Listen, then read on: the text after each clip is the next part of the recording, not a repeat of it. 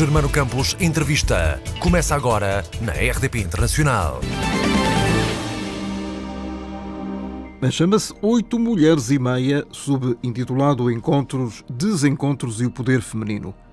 Não é da autoria de uma mulher, mas de Hugo Vieira Costa, que escreve 9 histórias sobre o poder das mulheres e o lugar dos homens numa sociedade pós-feminista. Muito bem-vindo, Hugo, ao Germano Campos Entrevista da RDP Internacional. Obrigado por me teres convidado. Existem neste livro, porque é de um livro que estamos a falar, 8 mulheres e uma meia mulher.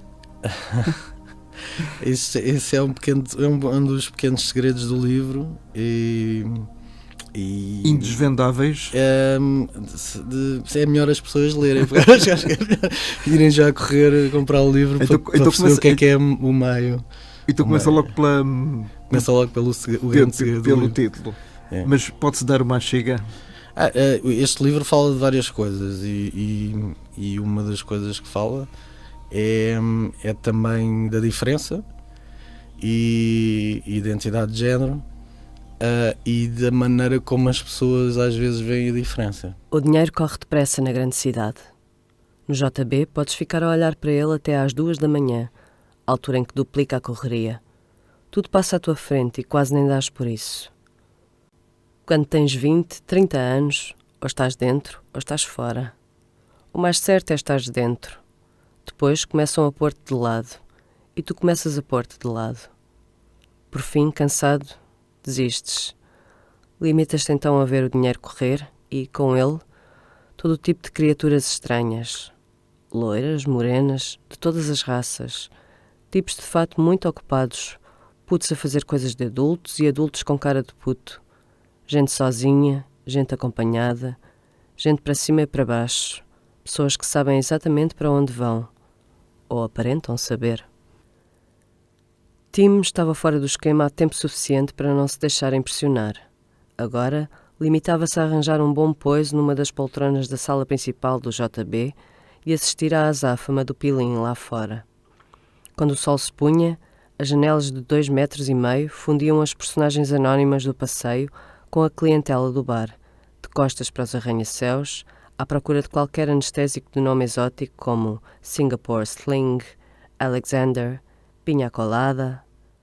Todos os dias, à mesma hora, perdido em pensamento nenhum, o velho Tim escorria cerveja pela goela, enquanto observava a gente que entrava e saía do JB. Gostava em particular das miúdas sozinhas e já com um grão na asa. Se fossem suficientemente boas zonas, podia até pagar-lhes um copo. Detestava os bebedores de cidra. Odiava as suas camisas desabotoadas e a maneira como se encostavam ao balcão a olhar superiormente para a plateia, enquanto embarcavam uma garrafa em 3 tempos. Depois de saciados, lá iam às suas vidas.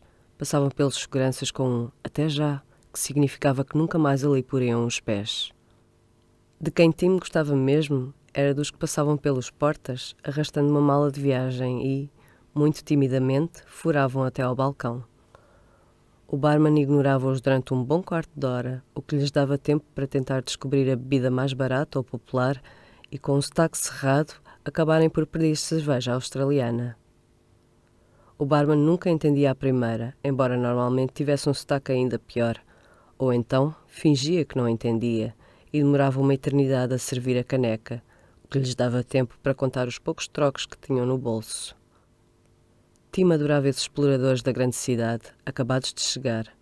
Não parava de olhá-los, não fossem estar a preparar alguma. Sim, porque, quando não pertences à grande cidade, ou és turista, ou andas a preparar alguma. Então onde é que está aqui a novidade? Porque supostamente deve ser um dos segredos mais antigos da história da humanidade. Se é, não. Claro que aperfeiçoando e temos que depois interpretar essas diferenças à luz dos tempos que vão correndo, não é? Claro. Então quais são, digamos que... Há discriminação, por exemplo, vamos começar por uma questão muito básica. Há discriminação salarial entre homens e mulheres, todos sabemos disso, dentro e fora de Portugal. Alguma vez é uma situação que se poderá inverter? Não é as mulheres ganharem mais que os homens, é ganharem tanto como os homens. Eu acho que isso é de uma forma genérica. Eu acho que é completamente possível. Acho que eu acho que eu nem percebo como é que isso ainda é uma questão, sinceramente. Mas é. Pois, eu por acaso estava a pensar... Se calhar fazes essa pergunta porque não és mulher. Pois, se calhar. Mas por acaso estava a pensar, nem sei porque é que estava a pensar isto quando vinha para cá. E as minhas chefes foram quase todas as mulheres. E dei muito bem com isso e não tenho problemas nenhuns com isso, e acho que devem... As pessoas... Aliás, eu tenho problemas com a não existência ou o não reconhecimento do mérito. Isso é que eu tenho problemas. Isso é que é o grande problema. Mas isso é transversal. Sim, isso é transversal. Mas quer dizer, numa sociedade que nem sequer reconhece o mérito, estamos à espera de depois que não haja estas discriminações por grupos ou sexuais, ou raciais, ou de género. E agora já não estamos a caminhar para o mesmo sítio. Alguns não estão a caminhar para o mesmo sítio. E alguns já falam agora no terceiro género. Sim. Aliás, admitido oficialmente por vários países. Sim. É uma coisa que custa... Posso acrescentar letras... Pois é. 8 mulheres e meia e 3/4, por exemplo. Por exemplo, pode ser o segundo livro. O segundo ou o terceiro. Nós estamos aqui a brincar, a ironizar. Quem está nessa situação não acha mais pequena graça, com certeza. Mas é algo que possa acrescentar, por exemplo, um terceiro género. É o quê? É homem e mulher ou não é uma coisa nem outra? Tu estás-me a fazer perguntas muito difíceis sobre as quais não... Eu acho que do ponto de vista de uma pessoa que sempre acompanhou a diferença de perto, são quase falsas questões. Eu acho que isto está tudo muito politizado hoje em dia. Quer dizer, eu vou dar um exemplo extremo, e eu não sei se os ouvintes, não sei bem qual é a faixa etária dos ouvintes, mas... É de todas as idades, isto vai para os 4 cantos do mundo é muita gente. Eu quando tinha, acho que era 14 anos, gostava de um grupo irlandês chamado Virgin Prunes, que é um grupo de travestis punk. E uma vez lembro-me de estar a ver um vídeo que eu tinha mandado vir de Inglaterra, com eles, um concerto deles, e estar a ver, e eles vestidos de mulher, claro, e a cantar aquelas canções assim um bocado malucas, e a minha mãe estava a fazer a lisa da casa ou qualquer coisa, e abre a porta e de repente estão 2 homens vestidos de mulher aos berros e a simular o ato sexual. E a minha mãe só olhou para a televisão, fez uma cara quase muito enigmática, nem percebi bem o que cara era aquela, e fechou a porta e deixou-me abraços com o meu... E não a confrontaste com a sua dúvida existencial? Não, porque achei que ela... Eu dei este exemplo desta história para quê? Eu cresci num meio em que os meus pais nunca me tentaram influenciar para ser isto ou ser aquilo. Mas eram liberais ou eram despreocupados apenas? Não, acho que eram muito preocupados e preocuparam-se com a minha educação. Eu tive uma boa educação, estudei em colégios privados e não sei o quê, mas não... É muito difícil a mim, por exemplo... Outro exemplo, eu estive no hip-hop, como tu sabes, e tive o privilégio de estar na fundação do hip-hop em Portugal, ao lado de uma banda que era os Líderes da Nova Mensagem. Acompanhei todo aquele processo do República, que foi o primeiro álbum de hip-hop em Portugal, compilação, e que foi muito importante no início dos anos 90, mais ou menos. E eu, falando muito francamente, sempre nos trataram muito bem, não senti discriminação nenhuma quando íamos fazer concertos, ou isto ou aquilo. Acho que Portugal, mesmo assim, ainda é um país bastante tolerante à diferença. De brandos costumes ainda? Para estes costumes. Mas isso é que é interessante, o ainda. Eu acho que por natureza, somos isso. Agora, o discurso que se está a radicalizar dos dois lados está. Isso aí é o que eu sinto. O Me Too, por exemplo? Diga. O Me Too? O mito? O mito. Me Too. O mito. Não, O Me Too. o Me Pensava Too. que era o mito, agora pensava que era o Bolsonaro, parece que lhe chamam o mito. Não, mas isso é o Messias. Não, o ME Sim, o Me o Too. Me Me Too. Too. na questão dos extremismos, porque há nem 8 nem 80. Claro. Por acaso é engraçado porque eu gosto muito do 8 e se calhar isso tem a ver com o livro, nem 8 nem 80, e é um bocado isso. E eu acho que hoje em dia aqui, a percepção que eu tenho é que o discurso está a radicalizar e isto não é nada bom. Damos dos lados. Damos os lados. Em que é que se nota isso, Hugo? Eu acho que a esquerda está cada vez mais intolerante e a direita, como reação e como repressão, porque tem sido muito reprimida nos últimos anos, também está completamente a radicalizar-se. Estão os dois, é assim, aqui ninguém é bom, o bom e o mau. E isso não é nada bom para a humanidade. Isso faz-me lembrar, agora afastando um bocadinho do centro deste livro, as recentes manifestações em França, aquelas dos sábados de manhã. É o sábado Do sábado de manhã, aquelas manifestações. O domingo é missa, é o sábado. Exatamente, parece que é febre de sábado de manhã em França, em que se juntam justamente os dois extremos, a extrema-esquerda e a extrema-direita. Porque são os ingleses têm aquela expressão disenfranchised, né? Aqueles que estão nas margens, que se foram sendo postos à margem da sociedade por causa do desemprego, do subemprego, da não existência de meritocracia, disto ou daquilo ou daquele outro, ou porque são isto ou porque são aquilo. E é uma tensão, é tipo aquela coisa do elástico, né? O elástico vai esticando e um dia rebenta, né? Não é nada bom. E estas convulsões sociais são boas para os homens ou para as mulheres? São boas para os homens ou para as mulheres? Isso é... Isto parece aqueles testes que não estudámos nada para o teste. Saias todas as perguntas erradas. Só Germano. Mas é assim. Espero que não sejam perguntas erradas. Não, as perguntas são certas. Porque são tão é preciso uma reflexão tão grande sobre estas questões. São questões tão importantes. É que são importantes e não podem ser levadas de ânimo leve, efetivamente. É verdade. Mas é que o teu livro é demasiado importante para estarmos aqui a brincar com ele. Pois, e isso é o problema. Isso depois já tem a ver com... Eu agora estou-me a desviar da questão e vais ter de repetir. Mas já tem a ver com o problema entre quem escreve e o que escreve. Eu acho que o livro é muito sério.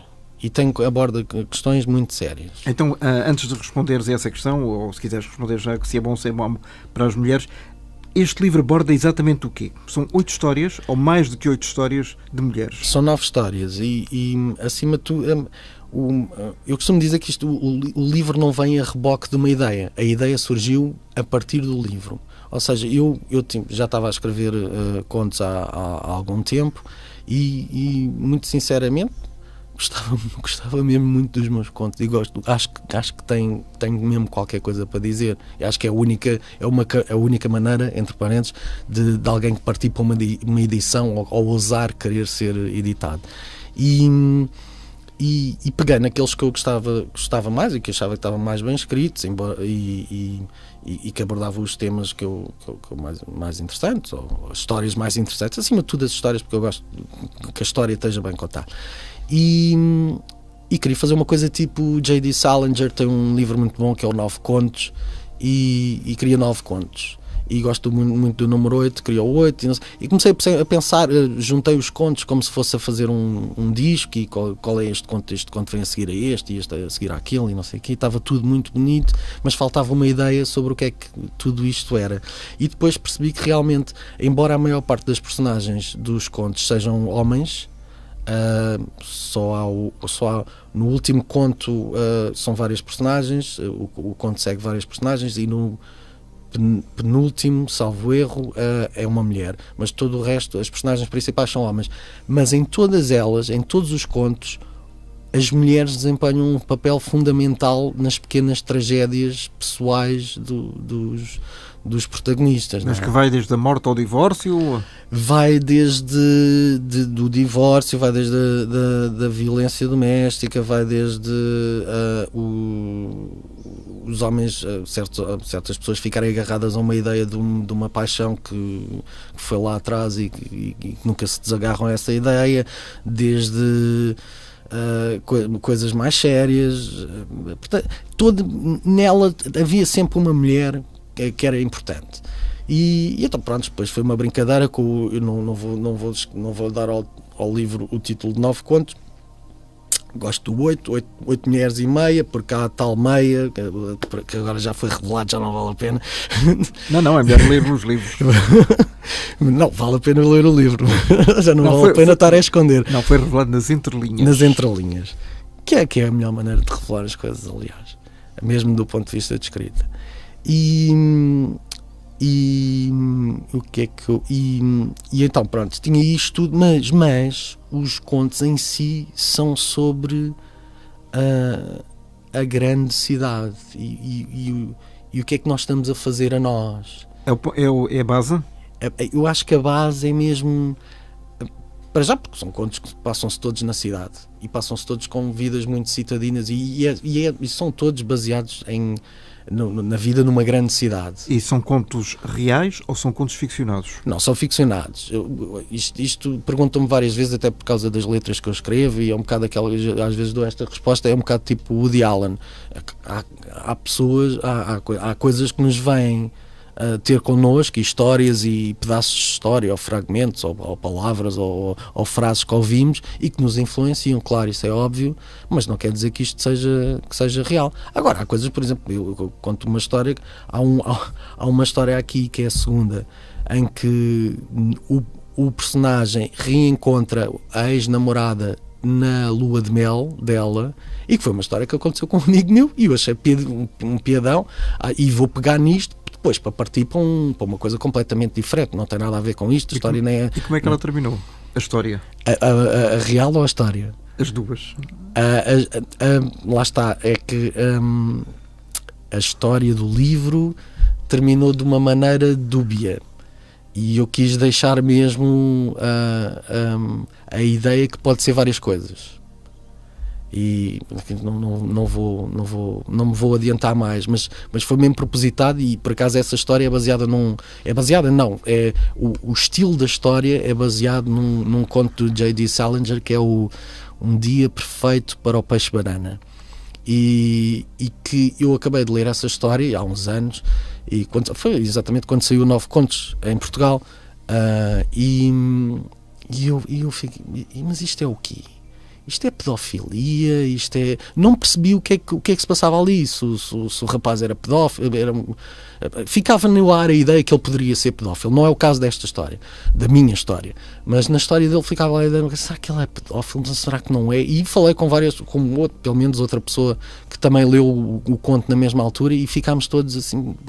E eu queria fazer a mesma coisa neste segundo conto. Mas tu preferes, como alguns cineastas, que quando alguém acaba de ver um filme, deixa o final em aberto, poderá ter várias soluções, várias saídas, ou preferes uma coisa concreta estar arrumado? Não, depende da história. Há histórias que pedem finais. E que seja mesmo explícito, é aquilo. Mas há histórias, e neste caso eu queria uma história que não se percebesse bem, quer dizer, que cada pessoa desse a sua interpretação. E há um realizador qualquer que diz que eu, quando realizo o filme, realizo só 50%, o resto dos 50%, os outros 50% é o público. E pronto, e isso também é outra coisa que é bom na escrita, é dar margem para a interpretação e para as pessoas fazerem a sua própria interpretação. Acho que o primeiro conto, por exemplo, é um conto que pode ser interpretado de várias maneiras. É um conto que tanto se pode levar para a área da tecnologia e da inteligência artificial, como se pode levar para áreas mais pessoais. Isto é um bocadinho difícil falar das coisas e não querer desvendar muito Não, mas estamos aliás a abrir o apetite para Sim. Estes 8 mulheres e meia do Hugo Vieira Costa. Alguém se sentiu eventualmente retratado, mesmo não sendo ele o objeto da história? Retratado? Sim, do estilo, alguém que tenha lido, esta história aconteceu comigo, ou aconteceu alguma coisa muito semelhante. Não, eu sinceramente até acho que esse rapaz, né, que aconteceu aquela coisa o amigo. esse amigo, acho que ele nem vai perceber, porque ele provavelmente nem ele deu importância àquilo que lhe aconteceu. Ou então não está previamente avisado. Não, mas não há aqui. Aliás, porque eu parto sempre de imagens, e gosto muito de imagens. Agora estou com uma imagem na cabeça de um crime num parque ao amanhecer. Pronto. E isso há de ir a lá. É o ponto. É o ponto de partida. É o ponto. Ou de chegada, não sei. Mas sei que tenho aquela imagem ou agora. Ou as duas. E outro dia estava sem sono e fui dar umas voltas à noite de carro, assim, e passei pelo parque. E tinha e outra imagem muito bonita, que era a luz do candeeiro, e estava assim meio nevoeiro ali no parque, e parecia assim uma coisa saída do Hitchcock. Do Hitchcock, ou a capa do Exorcista, uma coisa qualquer. E pronto, eu parto assim dessas imagens.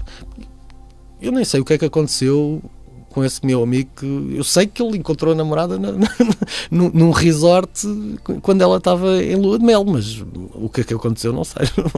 Nem temos que saber, porque isso já seria outra história. Já seria a nona mulher. Quando se, por exemplo, falando nessa história do nevoeiro, muitas vezes eu venho aqui para a RTP de madrugada e a ponte 25 de Abril, que eu atravesso diariamente, está de facto cheia de nevoeiro. A nossa imaginação parte logo para outros lados. É uma coisa inacreditável. Não é? Pois é. Ou é um campo de concentração, ou é um dinossauro que vai sair de algures à nossa frente. Onde é que se arranja a imaginação para se escrever? E tentar ser original? Para já, eu começo pelo fim. O tentar ser original é querer sempre fazer diferente dos outros, o que é que os outros estão a fazer. Eu faço isso muito. Pronto, isto é o meu segundo livro, mas eu nas letras já tenho uma experiência mais larga. Foste letras de música e copywriter, de publicidade. Eu quero sempre fazer, pronto, falando na publicidade, quero sempre fazer diferente. Vejo as ideias boas, e quando há ideias boas é assim, dar o braço a torcer e espetáculo, e ser influenciados por elas. Mas eu acho que a arte às vezes é um bocadinho uma reação do que é que tu vês, eu fazia diferente. Onde se vê? Sim, onde se vê também é importante. E essas chaves, por exemplo, todos sabemos que no marketing e na publicidade as histórias têm que ser contadas em 20 segundos, 25, 30 segundos. Elevator pitch. Exatamente. E depois tem que haver uma frase-chave. Por exemplo, Vorten, venham cá, ou Pingo Doce, venham cá, não sei o quê. Essas frases, essas catchphrases, aparecem do nada, aparecem porque estamos aqui a partir pedra cerebral, ou é assim no meio de uma conversa a propósito de coisa nenhuma? Há uma frase que eu costumo dizer: se me vires olhar pela janela significa que estou a trabalhar. E eu acho que nestas coisas criativas tu estás sempre a trabalhar, mesmo quando estás a beber uns copos, mesmo quando se está a dormir. Ou a dormir. Isto está sempre a funcionar, e por isso é que há quem fale na mão divina, e que as coisas parece que aparecem quase do Espírito Santo. Acho que é o cérebro a trabalhar, e os criativos, o cérebro trabalha dessa forma, penso eu, não sei, também não costumo falar com criativos e perceber qual é o método de trabalho deles, mas acho que toda a gente havia um compositor qualquer que dizia, perguntavam-lhe, então como é que compõe? Eu, então levanto-me de manhã às 7 da manhã, tomo um pequeno almoço e ponho-me ao piano. Depois ali ao meio-dia paro para almoçar, depois vou até ao piano até às 5 e tal, e depois às 6 arrumo a loja e vou dormir, vou fazer outras coisas. Então, e qual é a inspiração nesse? Então, a inspiração, quando vier, eu já estou ao piano. E é um bocado isso. As coisas. Mas não se pode ter inspiração assim de repente. Não, isto é mesmo, quer dizer que a inspiração é mesmo fruto de muito trabalho, seja o trabalho físico em si, muita transpiração, seja o trabalho de estar a teclar ou a escrever, ou seja o trabalho que é o trabalho de estar a pensar nas coisas mesmo quando não se está a trabalhar, não é? Dá um exemplo de uma frase publicitária que seja da tua autoria e que tenha caído no domínio da público? Não sei se... Agora não estou a ver. Olha, mas tenho uma muito engraçada que era... Uma qualquer. Foi das primeiras que eu fiz. E o Eduardo Prato Coelho, O saudoso Eduardo Prato Coelho, deu-me um elogio, não presencialmente, mas transmitiram-me o elogio, e que foi era uma feira do livro de Frankfurt, e eu na altura trabalhava no ICEP e pediram uma frase para promoção, várias frases para promoção, e então tínhamos uns saquinhos de plástico, e então a frase que eu inventei na altura foi uma das primeiras coisas que eu deixe-se levar pela literatura portuguesa. E o Eduardo Prato Coelho acho que achou aquilo adorável e deu-me logo um elogio. Estava eu a começar pronto. E daí que é uma coisa super simples. Sim, e é simples. Há aquela do Amar e Mar, A Ir e Voltar. de quem é? Do Alexandre O'Neill. Muito bem. e pronto, são coisas que acontecem e é fruto de muita frase riscada. E muita ideia deitada fora. Sim. Nestes contos, é como aos contos. Os contos também há muita coisa que foi... Exatamente. Quando tu, às vezes começas a escrever, depois tens o miolo do conto e finalizas. Já deitaste algum fora? Não, vários. Aliás, eu sou daquelas, sou um bocadinho OCD, daquelas pessoas que estão sempre a arrumar as coisas, portanto quando não resulta vai mesmo fora e nem fico com rascunhos nem nada, vai mesmo tudo. É o delete total. Total. O meu disco rígido deve ter para aí 10% ocupado, o resto está tudo livre. Mas isso não é um bocadinho frustrante? Às vezes uma pessoa está ali a partir pedra, está a pensar numa coisa e depois acha que acaba por não resultar. Sim, quando não resulta, não resulta. O que é que se há de fazer? O outro dia aconteceu-me com umas músicas que eu gravei, não sei o quê, e depois apaguei tudo e nem me lembrava que tinha apagado tudo, e depois tive saudades, queria pegar naquilo, já não tinha, mas acho que também é uma defesa, é para não estar a É melhor fazer um backup. Não, eu acho que é uma defesa que eu tenho, que é para não estar a voltar a repisar as coisas, ou as coisas começam a encarreirar e resultam, ou então parte-se para outra. Eu acho que o criativo também não tem problema em partir para outra, e é muito permeável à crítica e à autocrítica, e parte para outra facilmente. O que é mais fácil, é ser criativo ou é ser escritor? É ser um escritor criativo. Ou um criativo que tem que contar uma história em 30 segundos.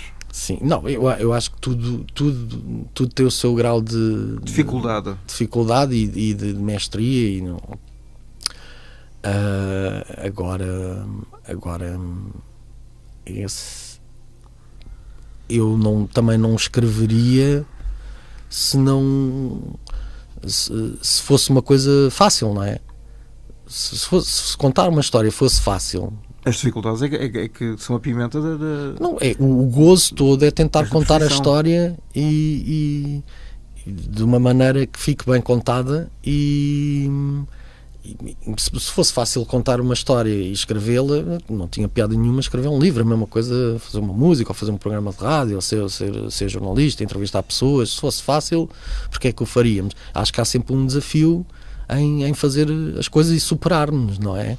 E uma das coisas interessantes foi quando estava, depois de submeter o livro à editora, e estava depois a falar em reuniões e de edição, e a minha preocupação era sempre, mas percebe-se bem que isto pode ser, por exemplo, naquele tal segundo conto, percebe-se bem que isto pode ser duas coisas, ou três. Eu por acaso levei mais para este lado. É pedir uma segunda opinião. Exato. E não, porque esse é o desafio de contar a história e ficar bem contado, porque eu posso contar a história, escrever a história e achar que aquilo tem um final que dá para ser interpretado de várias maneiras, e não tem, só há uma maneira, e aí a história não foi bem contada, pelo menos não foi bem contada a intenção do teu que ponto eu tinha. De vista. E já agora, em relação às letras, por exemplo, tu, falando um bocadinho na história do hip hop e do rap, dá a ideia, para quem esteja por fora, que aquilo é só rimar mão com limão e sabão. Não é bem assim. Isso é horrível, se fosse assim, era horrível. Não, mas estás a ver, a caricatura é um bocadinho esta, não é? Eu, por acaso, eu no hip-hop era só guitarrista e não era letrista. O letrista haviam 3 MCs nos líderes, que era o Nilton, o B.B. King e o Pio. Mas o letrista principal era o Nilton, né? O MC Nilton, e que recentemente até foi homenageado pelo Valete numa música chamada O Primeiro MC Português. E aquilo era. Eu na altura já escrevia letras, mas ainda não escrevia profissionalmente, não escrevia para outras pessoas, escrevia letras em inglês para mim, para as minhas bandinhas que eu tinha na altura, e eu admirava muito a escrita dele, porque era uma escrita que hoje em dia ainda está atual. Se formos ler as coisas que ele escrevia, aquelas preocupações sociais todas e da juventude, e que foi uma coisa que eu tenho a ideia, eu também não segui depois muito o hip-hop nestes anos todos, mas tenho a ideia que se degradou um bocadinho, que hoje em dia entrou-se muito naquela coisa do gangster rap e de uns contra todos e todos a falarem mal uns dos outros e não sei o quê. Nisso os líderes tinham preocupações sociais um bocadinho mais além do que essa... Ou felizmente que não estamos nos Estados Unidos, porque é quase semanal a notícia de um rapper morto. É impressionante. É impressionante. Não sei qual é a criatividade nisso e qual é a arte nessas coisas, mas pronto. Qual é o limite? Eu acho que os limites para a criatividade não existem. Agora, isso a acontecer, e se isso acontece, eu não estou a par, é degradante. O que é que se pode dizer sobre isso? Depois há rappers americanos e há rappers portugueses, ou são todos iguais? Eu acho que o rap tornou-se um bocadinho uma linguagem universal, não é?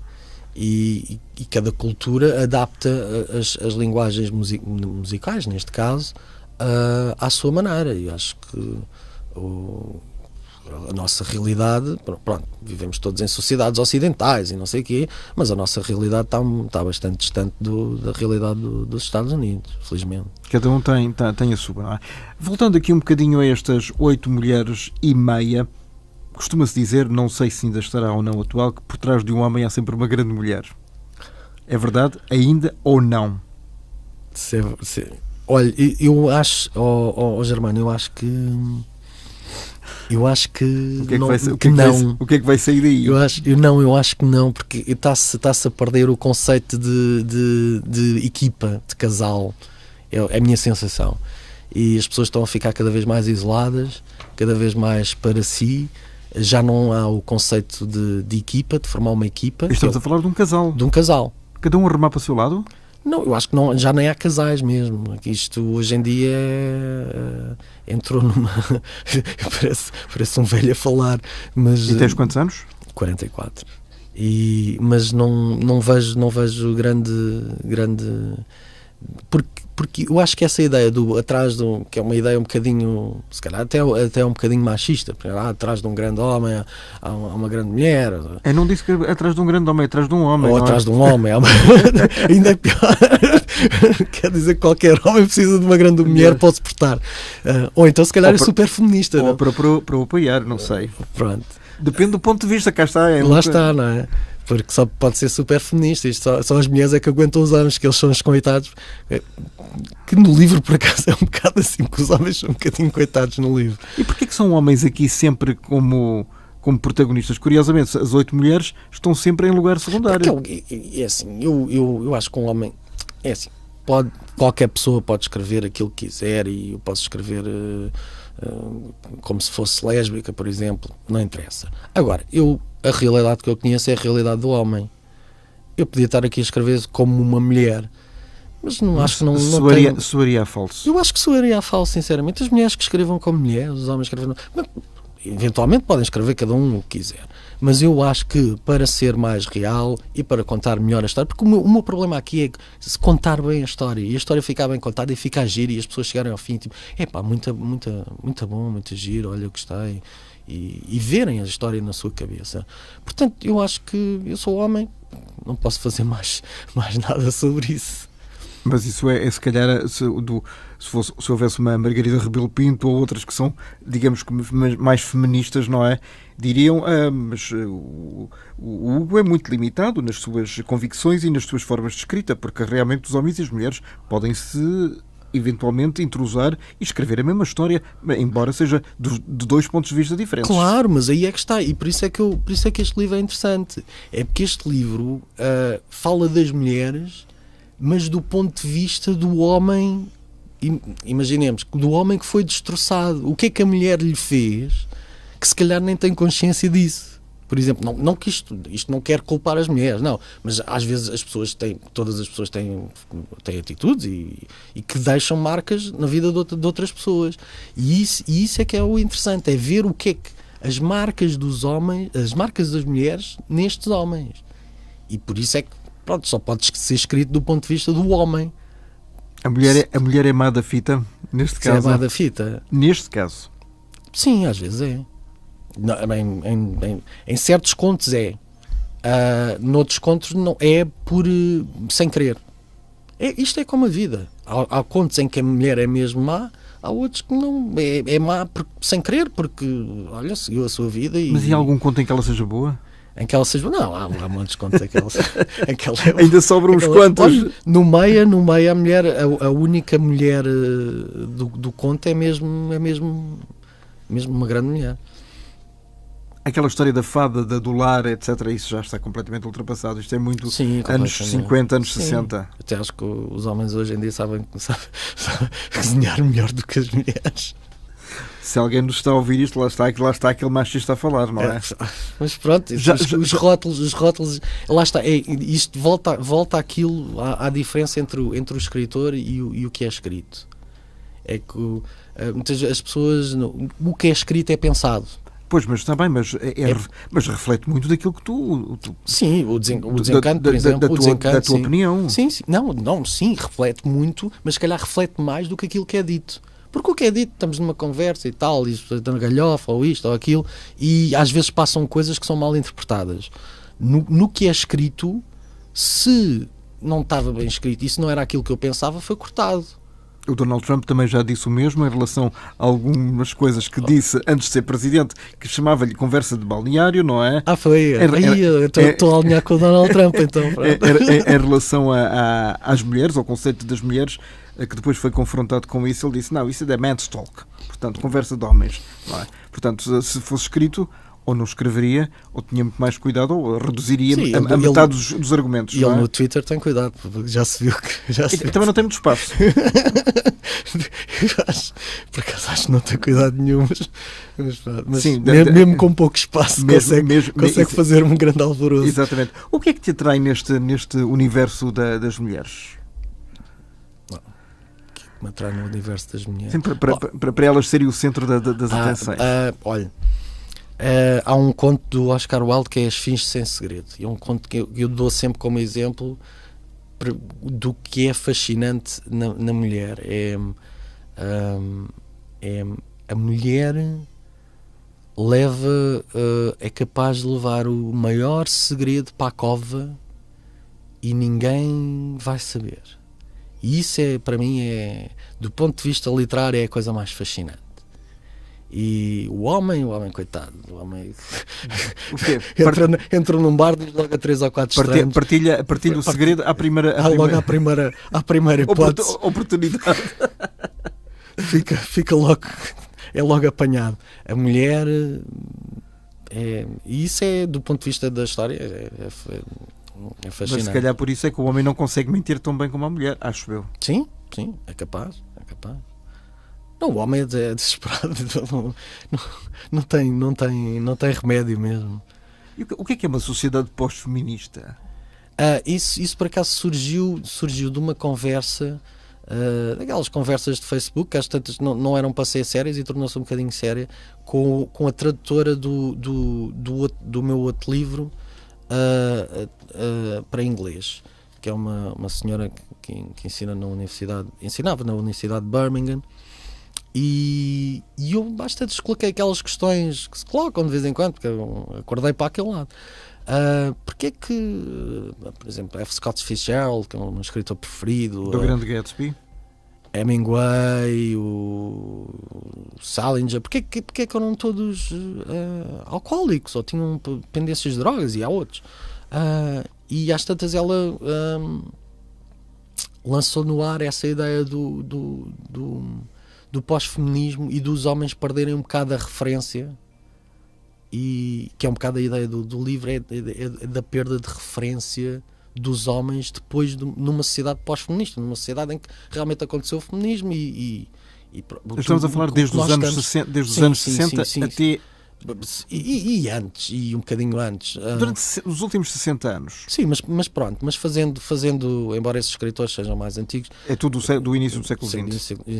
Do século XX, mas foi lançada essa ideia e eu fiquei a matutar um bocadinho nessa ideia, e realmente é verdade. Acho que há uma perda de referências do homem, porque o homem antes era o provider, é o homem que garante o sustento da família e vai trabalhar, e a mulher fica em casa, tal coisa que estavas a falar. E hoje em dia não é assim. E isso foi como se o homem deixasse de ter a referência de qual é o seu lugar na sociedade, não é? E não estou a dizer que vamos caminhar para uma sociedade de Amazonas, mas de verdade o homem ficou assim um bocadinho abalado Aliás, posso-te dar um exemplo. Antigamente, digamos que no tempo dos nossos pais ou os avós, quando havia um casamento, as mulheres adotavam os apelidos dos maridos, e isso era inquestionável. Hoje em dia eu tenho muitos amigos que elas mantêm o apelido de solteira. Sim. Portanto, nem no bilhete de identidade. Sim. Há outros que, pontos pontuais, são os homens que adotam Também conheço casos desses. Mas pronto, isso foi tudo uma grande revolução, não é? E mesmo o homem, como artista, às tantas perde assim um bocadinho o pé, e a teoria dela era que, não sei se está certa, se está errada, era que esses homens entravam um bocadinho no vício porque também eram um bocado perdido. Por exemplo, há o caso do F. Scott Fitzgerald, que era completamente dominado pela Zelda Serra, que era a mulher dele, e que fazia dele um bocado de gato de sapato. E pronto. Também conhecemos muitos casos desses. Portanto, até a própria violência doméstica que nós à partida e maioritariamente associamos do homem à mulher. Há muitos. Mas eu também já conheci, já fiz trabalhos sobre isso, em que eles é que são as vítimas das mulheres. Sim. E não podemos dizer que é mais humilhante por ser homem, é igualmente humilhante. Sim. Não, é igualmente humilhante. Isso não, acho que não tem... Não tem discussão. Não tem discussão. Não. Olha, Hugo, estamos quase a terminar. Isto já passaram quase 45 minutos. É inacreditável. Foi rápido. Foi, não é? Pareceu muito rápido. O que é bom. Espero que os nossos ouvintes e aqueles que nos estão a ver também através do vídeo tenham a mesma percepção de uma conversa muito fluida e muito incompleta, porque apesar de termos abordado de forma um pouco mais humorística e ligeira estas 8 mulheres e meia, são contos absolutamente fantásticos e que requerem uma reflexão profunda no final de cada um desses contos. Já agora, 2 perguntas para terminar. O que é que elas pensam deles e o que é que eles pensam delas? O que é que elas pensam deles? Mas de uma forma genérica. O que é que eles pensam deles? Não faço ideia o que é que elas pensam deles ou o que é que eles pensam delas. Não faço ideia. Nem eu sei o que é que eu penso delas nem deles. Não tens opinião formada? Não, acho que é uma pergunta, desculpa lá, Germano, mas que eu não te consigo responder mesmo. Se calhar dava um bom mote para um outro livro. Se calhar. Por acaso, se calhar... Deixo-te aqui a sugestão. Na próxima vai ser um bocadinho nessa linha. Já serão 14 mulheres e 3/4, por exemplo. 3/4. Ou 1/4. E um quarto pode ter várias conotações. O Hugo Vieira Costa, autor de 8 mulheres e meia, Encontro, Desencontros e o Poder Feminino. Muito obrigado por aqui teres estado. Obrigado, Gemma. Até à próxima, que seja breve. Obrigado.